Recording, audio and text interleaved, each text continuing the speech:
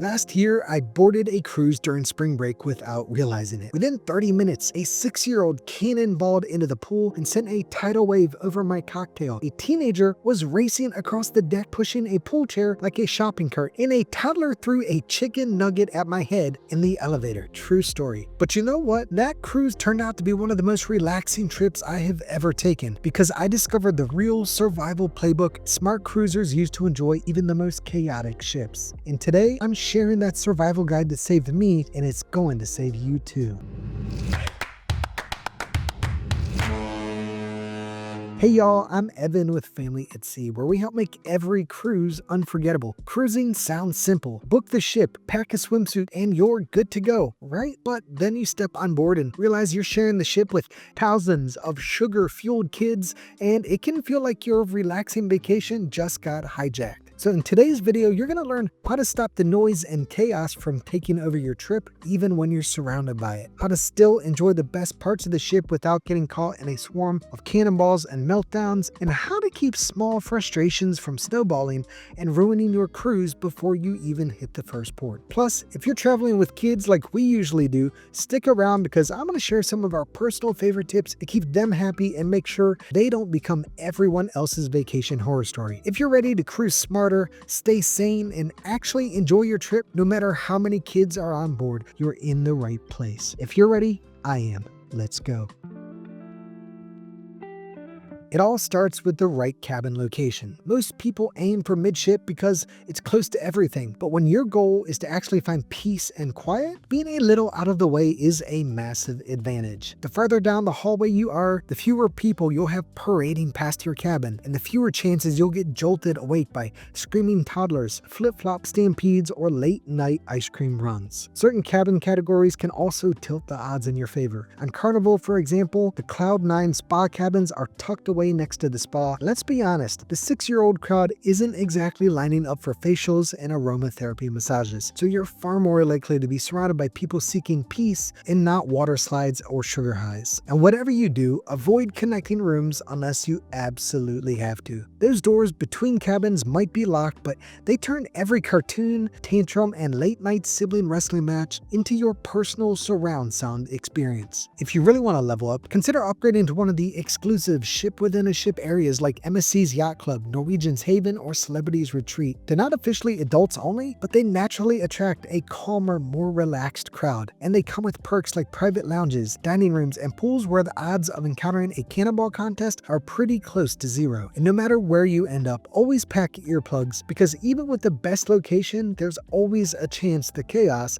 finds you. And when it does, you'll be ready. When you're picking a cabin, it always helps to have someone in your corner who actually knows the difference between a great spot and a spot that looks great on paper but sounds like a daycare center in real life. Which is exactly why I always book through Cruises It. A great travel agent isn't there just to make the booking, they're there to make sure you're getting the best experience on board, starting with the right cabin in the right spot. And the best part, they're not just about avoiding problems. They know how to hook you up with the good stuff too. We're talking better rates, extra perks, and exclusive rates you won't find by booking direct. Plus, with their low price guarantee, I can rest easy knowing I'm not leaving money or my sanity on the table. It's like they know a guy who knows a guy who once scored a sweet upgrade just because he called at the right time. Total legend, that Tony. If you want someone who actually has your back, click the link in the description below if you prefer to book on your own, or call the number on the screen and tell them Evan from Family at Sea sent you. You'll be glad you did. Even on the busiest, most kid-packed ships, there are little pockets of peace. You just have to know where to look. Your first move? Lock onto the adults-only areas. Most cruise lines have at least one. Carnival has the Serenity deck, Royal Caribbean has Solarium pools, Norwegian has Spice H2O on some ships. These spots aren't totally immune from the occasional misplaced toddler, but security usually keeps them clear, and they're your best bet for a reliable escape. But even outside of the official adults-only zones, you can still find havens if you know where to go. below. The main pool deck, that's the wild, wild west. Loud, crowded, and chaotic from sunrise to sunset. But tucked away just a few decks above or below, you'll often find quiet little spots like libraries, card rooms, art galleries, or even shady lounges that sit empty during the day. Kids aren't flocking to look at watercolors and antique globes, and that's exactly why you should. Bars and lounges can also be secret weapons. Families tend to avoid them during the day, and even at night, certain spots stay relatively kid-free. The trick is finding the places without the big dance floors or arcade machines nearby. Look for piano bars, whiskey lounges, or outdoor seating areas tucked away from the action. If you're someone who loves the pool, timing is everything. Early mornings before the breakfast buffets really kick off are pure gold. The Lido deck feels almost peaceful when the only people awake are hardcore coffee drinkers and a few joggers. Evenings around dinner time are another sweet spot. While families are herding their kids to the main dining room, you'll have your pick of loungers without dodging cannonballs. And wherever you set up shop, especially near pools, noise-canceling headphones and a good playlist are absolute game changers. It's like flipping a switch between chaos and calm, even if a pool party suddenly breaks out 2 chairs over. Finding the right spaces is a huge part of surviving a kid-heavy cruise. But what about dining? Because trust me, if you don't have a plan, the buffet at peak hour is enough to break even the strongest cruisers. So let's talk about that next. The buffet at peak hour on a family-packed cruise. It's not dining, it's survival of the fittest. If you want to eat like a civilized human being instead of battling for the last slice of pizza with a pack of 20-year-olds, you need a strategy. The first rule, avoid peak times like your sanity depends on it, because it kinda does. Skip breakfast between 8:30 and 10 a.m. and lunch between noon and 1:30 p.m. These are prime, I'm starving, and I have 3 cranky kids in tow windows, and the chaos is unreal. Instead, hit the buffet early, late, or better yet, not at all. Which brings me to your secret weapon, the main dining room. Most people don't realize it, but many cruise lines open the MDRs for breakfast and lunch, not just dinner. And guess what? Kids don't want to sit still and order from a menu when there are pancakes being flung around upstairs. The MDR gives you a peaceful, air-conditioned meal with real plates, actual silverware, and most importantly, no elbow fights at the omelet station. For dinner, consider upgrading to specialty restaurants whenever you can. Yes, you'll pay a little extra, but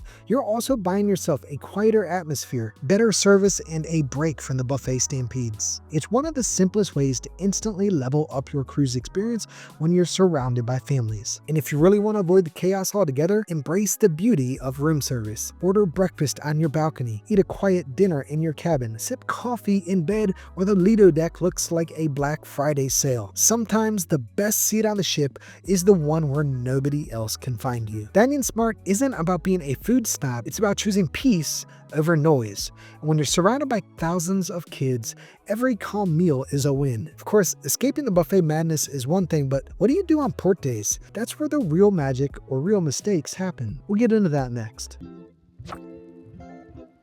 When the ship pulls into port, most people sprint for the gangways like it's the running of the bulls. And if you're cruising on a kid-heavy sailing, that mass exodus can actually be your golden opportunity if you play it smart. First, think about staying on board for a port day, or even 2. When everyone else is off the ship, you get a version of it that feels almost private. Pools that are normally packed, empty. Buffet lines, non-existent. Hot tubs, they're actual hot tubs, not lukewarm kid soup. And if you're an introvert, this is basically your dream scenario. When the ship empties out, it's like your battery can finally recharge without weaving through belly flop contests and deck parties. Speaking of introverts, if you think I should make a video on a survival guide for introverts on a crowded cruise, just comment the word marzipan down below, or silently approve of the small internal fist bump. Your call. If you do want to get off the ship, be strategic about your excursions. Skip the beach days packed with inflatable slides and banana boat rides. Instead, book excursions that naturally scare off families like long walking tours, kayaking adventures, food and wine tastings, or anything that sounds just a little too boring or exhausting for the under 12 crowd. You'll end up with smaller groups, calmer atmospheres, and a much better chance at actually enjoying your day. Tender ports are another place you can hack the system. Aim to be either the first off the ship before the crowd chaos starts, or last off once the families have rushed out in panic mode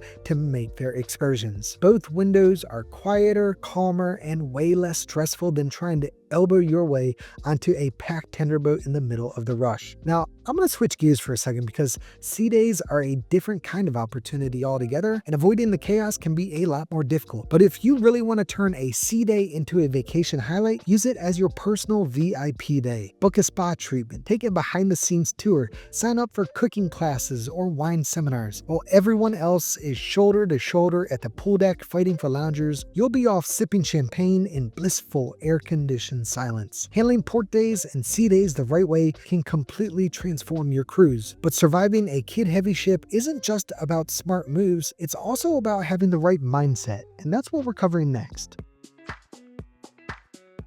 You can have the best cabin, the best strategy, the best noise-canceling headphones in the world, but if you let every little scream, spill, and cannonball get under your skin, you're still going to be miserable. And that's why surviving a cruise packed with kids isn't just about where you go, it's about how you approach it. The first thing, control what you can control. You can't stop a 3-year-old from launching his chicken nuggets across the buffet. You can't stop a pack of teenagers from taking over the hot tub, but you can control how much power you give it over your vacation. You get to choose whether it's a funny moment you laugh off or a story you tell for years because you refuse to let it wreck your day. Second, lower your expectations in the best possible way. This isn't an adults-only river cruise through the Swiss Alps. It's a giant floating city full of families on vacation. If you expect absolute peace and tranquility at all times, you're setting yourself up to be disappointed. But if you expect a little chaos and you have a plan for dodging most of it, every quiet moment you do find feels like a win. Third, laugh it off. The kid who belly flopped into your lounge chair, the toddler screaming about not getting more ice cream, the teenager who thinks hallway races are an Olympic sport. You might not approve of the chaos, but you can laugh about it knowing that they're not your problem, because it's just a moment for you, but for some poor parent, it's a full week of tantrums, outbursts, and sugar-fueled chaos. And most importantly,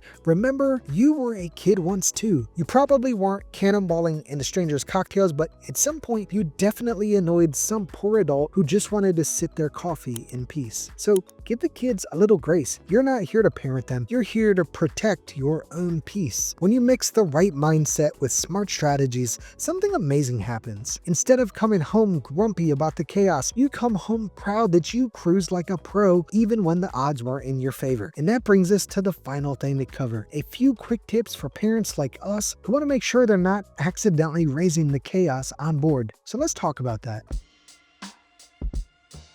If you're traveling with kids, first, solidarity. We're parents too, and we know firsthand, no matter how well you plan, kids are unpredictable. Some days are smooth sailing, and some days it feels like you're doing damage control from sunup to sundown. It's not easy, and if you're doing the best you can, you're already winning. But there are a few simple things you can do to make the cruise better, not just for yourself, but for everyone around you. First, use the kids clubs. Even if your child is a little hesitant at first, sometimes just an hour or two of supervised playtime can make a world of difference for them and for you. And if it takes a little negotiation, there's no shame in offering up an ice cream bribe. Sometimes a sweet deal is what saves the day. Second, be mindful of the adults-only areas. There are tons of kids-friendly spaces all over the ship, but when you see signs for serenity decks, solariums, or adult-only pools, just know those are sacred ground for the grown-ups who need a breather. Teaching your kids to respect those spaces makes it easier for everyone to relax, including you. Third, teach cruise etiquette before you board. Simple things like no running in hallways, no cannonballs in hot tubs, and no screaming contests at dinner. It's amazing how a few ground rules ahead of time can set the tone for the whole trip. Fourth, watch the sleep schedules. A lot of cruise chaos comes from tired, overstimulated kids who are just cooked. Even a 30-minute nap or a little quiet time in the cabin can help recharge their batteries and save you from public meltdowns later. And most of all, give yourself some grace. No parent gets it perfect, myself included. Every kid is going to have a moment or 5. We've all been there, and if someone looks annoyed, odds are it's really not about you personally. It's just cruise life. You're doing something amazing just by showing up and trying to raise great kids, create unforgettable memories, and teach them how to be thoughtful toward the people around them. And honestly, the fact that you even care about getting it right says everything.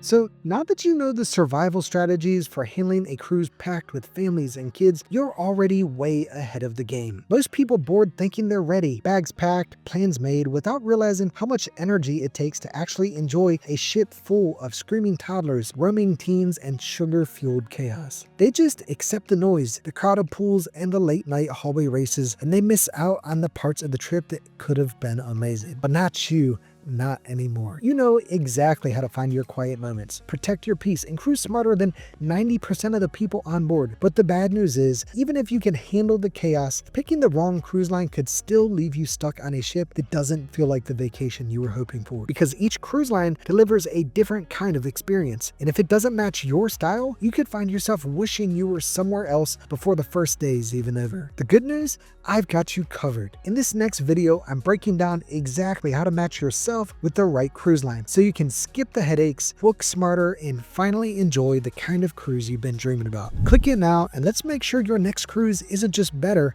it's unforgettable. As always, thank you for watching, and until next time, may your seas be smooth and your horizons wide. Bon voyage!